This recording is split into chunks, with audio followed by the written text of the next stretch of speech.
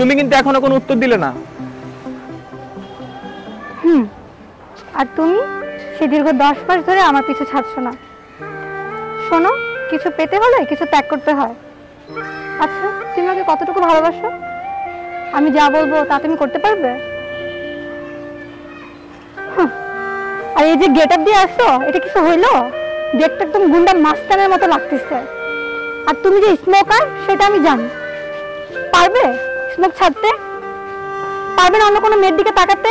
এমনকি তোমার যে গুন্ডা মাস্তান যে ফ্রেন্ডগুলো আছে তাদেরকে সঙ্গ ত্যাগ করতে হবে? পারবে? জান, পারবে না। অতএব আমার পিছু হাঁটা বাদ দাও।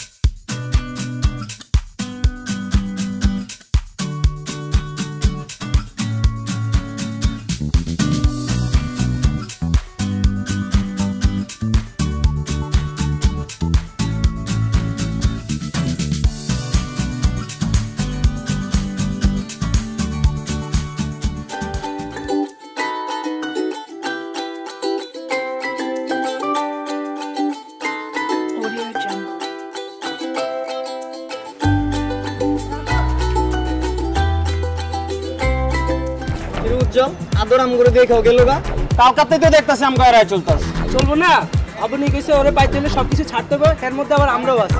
ওর মায়ের বাপ একটা মায়া লেগে আম গাছ দিনের সম্পর্ক নষ্ট করে দিব। শুন, আমরা সবাই ভাইয়ের মতো, এর জবাব আমরা ওরে দিমু। অবশ্যই দিব, অবশ্যই দিতে হবে। যা আছে কপাল।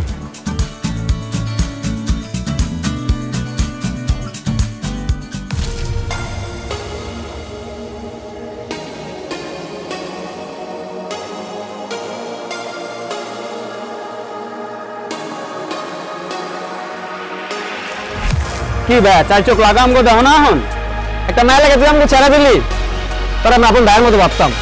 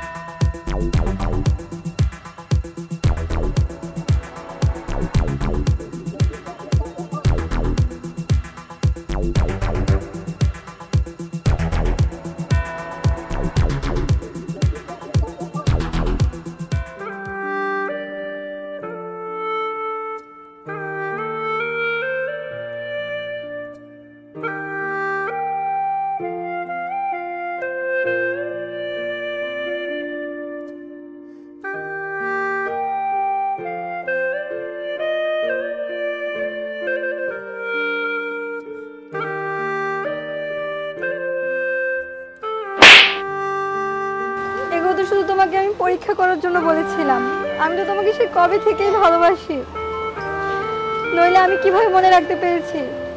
তুমি 10 মাস যাবত আমার পিছু হাঁটো, সিগারেট খাও, কাদের সাথে চলো, কোথায় থাকো। তোমাকে ভালোবাসি বলেই তো এইসব খবর রাখি। তুমি যদি সিগারেট না খাও, মেয়েদের দিকে না তাকাও, তাহলে আমি কার সাথে ঝগড়া করব, অভিমান করব, আর তুমি আমার অভিমান ভাঙাবে। আর বন্ধু ছাড়া কি চলা যায়? ওরাই তো তোমার সব। এতদিন তোমার সুখ দুঃখে ওরাই তোমার সাথে ছিল। ওরা সবাই ভালো। আমরা দুজন মিলে ওদের কাছে মাপ চেয়ে নিব। তাহলে আজ থেকে আবার তোমার পিছু পিছু ছুটি। আচ্ছা, আজকে কলেজে দিবাকে না একদিন লাগতেছিল। তাই? হ্যাঁ।